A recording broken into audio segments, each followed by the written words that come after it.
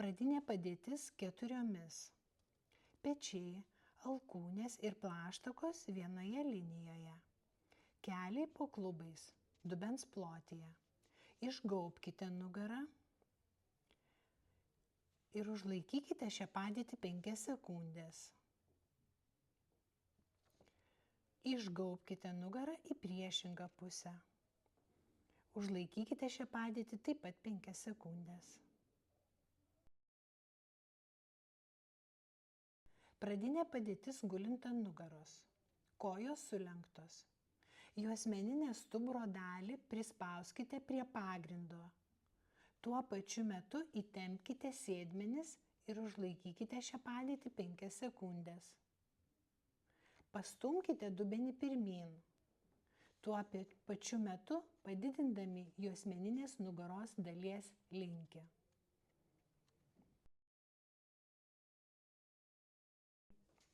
Pradinė padėtis gulint ant nugaros.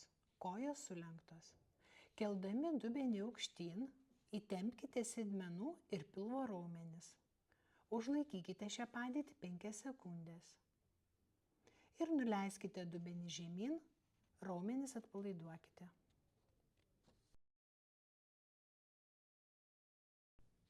Pradinė padėtis gulint ant nugaros. Apsikabinkite kelį ir artinkite link krūtinės. Išlaikykite šią padėtį 30 sekundžių. Ta patį atlikite kitą koją. Pradinė padėtis gulint ant nugaros, kojos sulenktos. Uždėkite dešinės kojos čiurną ant sulenktos kairės kojos kelio.